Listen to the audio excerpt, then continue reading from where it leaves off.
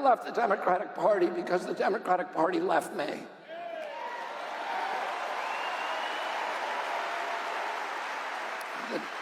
The Democratic Party that I grew up with was the party of peace. It was the party of constitutional rights, including free speech. It was the party of women's rights and women's sports. My uncle, Ted Kennedy, wrote Title IX to make sure that women could play sports with other women. Hello, everyone. These are 5 times that woke liberals saw the light and realized that the Democratic Party is full of crazy people and switched sides to join with the MAGA Republicans. Some big names on this list, and I think you'll want to hear what they all have to say about the Democratic Party.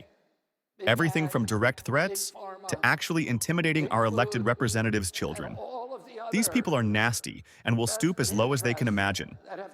If you want to see more of this type of video, showcasing the real American voices mainstream media refuses to cover for longer than 5 minutes, please like this video, comment, and subscribe to the channel. All those small actions you can take help this information reach a larger portion of the American public. Help us make America great again. You listen to President Harris boast about the people who are supporting her, who have flocked out of the Democratic Party, people like John Kelly, people like Dick Cheney. Do you want Dick Cheney back in the White House? They're the people who gave us the Iraq War, who lied to us in order to get us into the Iraq War. That war was the worst foreign policy blunder in American history.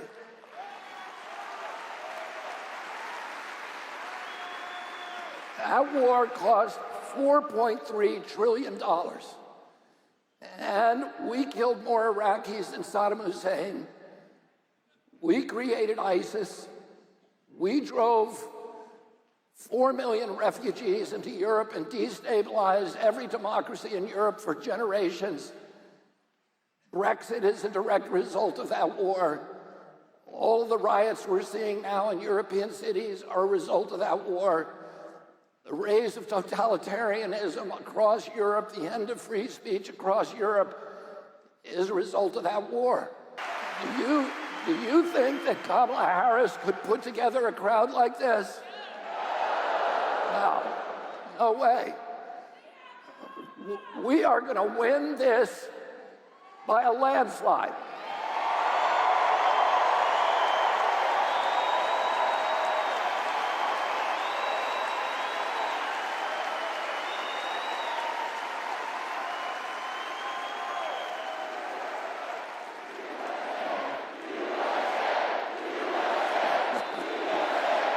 Senator Marie Alvarado-Gil is here with us on The Issue Is for her first interview since making the switch. Thanks so much for being here. Of course, thanks for having me. So why switch from Democrat to Republican?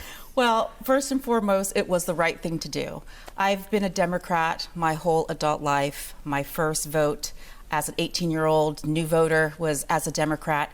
And I'll just tell you, Alec, the Democratic Party of today is not the Democratic Party that I signed up with as a new voter. It has changed. The pendulum has swung so far to the left that it has disengaged from what true Californians value, our middle-class values, our families, our diversity in California. And frankly, I just could not support an ideology over the will of the people. So why did you become a Democrat in the first place? Yeah, well, I took a civics class, just like many of our seniors, and I was listening to my duty as a U.S. citizen to be able to vote and express my voice, and I was inspired. I was inspired by having an impact in my local community and statewide. So what was the moment where you decided, I can't do this anymore, I need to be a Republican? That's right. So, you know, this is not a decision that I took lightly. This is definitely something that I reflected on and I prayed on.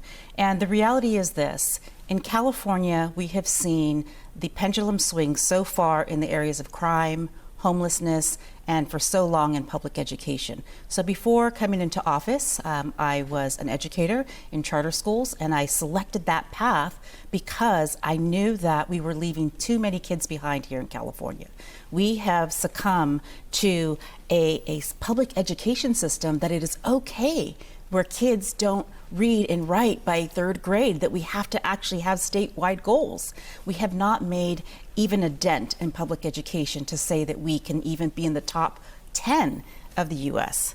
Now, for me, it really is about looking at where we are right now. The supermajority has the power in both the executive branch and the legislature. But what I'm missing is that will to change, that will to ensure that Californians across our state are taken care of. You know, there clearly are many of your constituents who voted for you as a Democrat. They're expecting you to serve out your term as a Democrat. What do you say to them? Well, you know, my constituents, first and foremost, were part of this decision that I made. I've been listening to them for the past 2 years, serving my district that is predominantly a Republican district.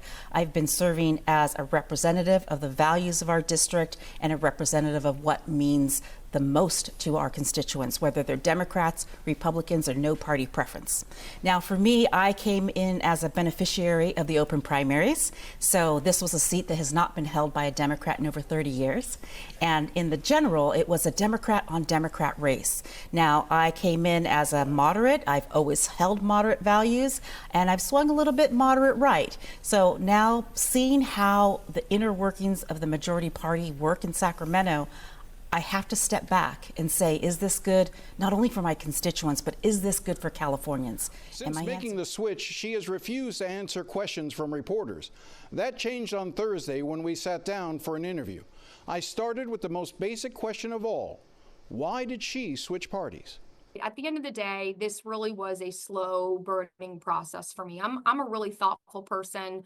I take time to make decisions, especially this large. And for me, the debate about Israel really lit that first fuse. And there were moments from that time forward that just continued to, set me apart and set me aside a little bit from staying connected to the Democratic Party. So it was not that singular moment, but it was definitely the moment for me that lit the fuse of saying, is this really where my alignment is? Is this really where I can be the most effective for my constituents and for my district?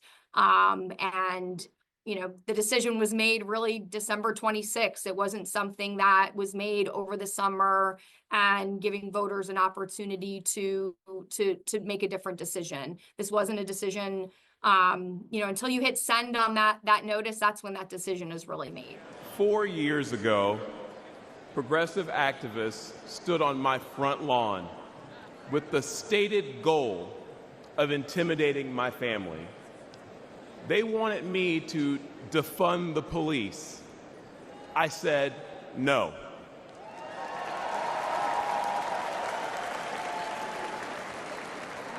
Folks, I grew up in high-crime neighborhoods. What we wanted was more and better policing, not less.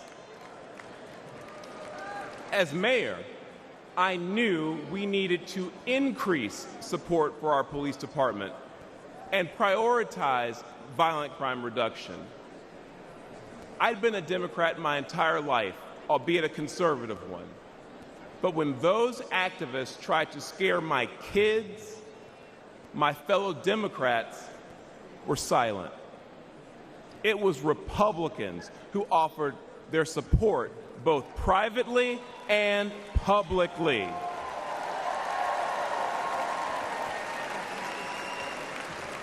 Party affiliation didn't matter. They cared about doing what was right. Today, I'm the proud Republican mayor of Dallas, Texas. The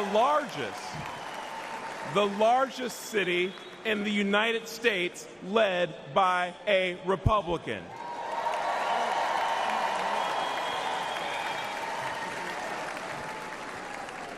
I wanted to say I didn't leave the Democrat Party because they left me first, but the truth is, on matters of public safety, the Democrats were never actually there for me, for Dallas families, or for the American people.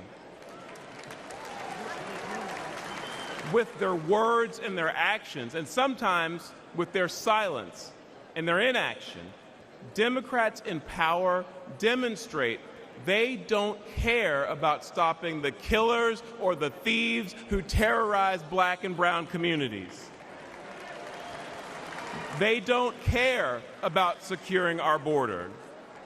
And they don't care about dangerous homeless encampments. No, the heart of today's woke Democrat Party is with the criminals, not with their victims.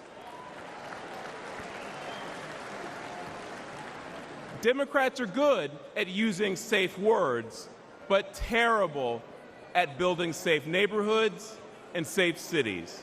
But there is a better way. Dallas bucked national trends and achieved a remarkable 3 straight years of violent crime reduction. Today, Dallas is viewed as America's safest large city, and Republicans lead 11 of the top 15 safest cities.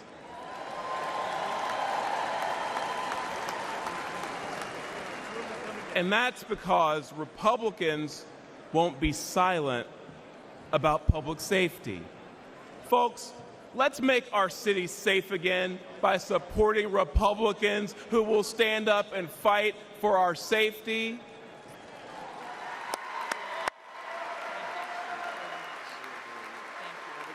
Thank you. Thank you, Mr. President. Aloha. President Trump understands the grave responsibility that a president and commander-in-chief bears for every single one of our lives. Whether you're a soldier, you're an airman, a Marine, sailor, or a coastie, he keeps us in his heart in the decisions that he makes. We saw this through his first term in the presidency, when he not only didn't start any new wars, he took action to de-escalate and prevent wars.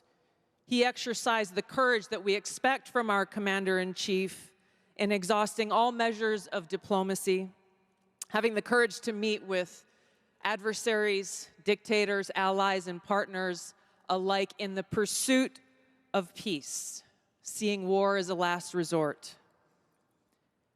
The truth is, as we head towards our decision as a country in November, the same cannot be said about Kamala Harris.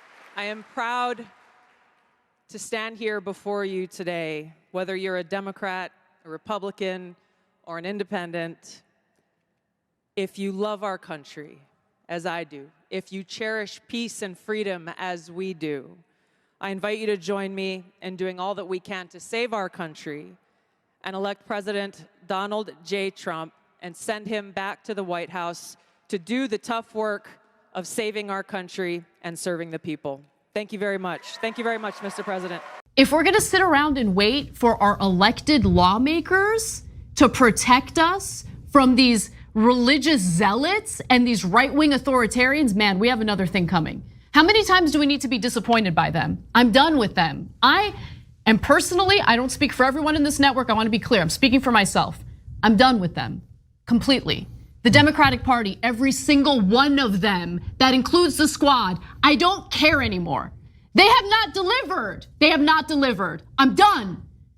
Okay. It's time to organize, create organizations that get women and get people in this country what they need. People who are willing to pick up the slack for these disgusting, feckless, corrupt politicians. That's what we need to focus on.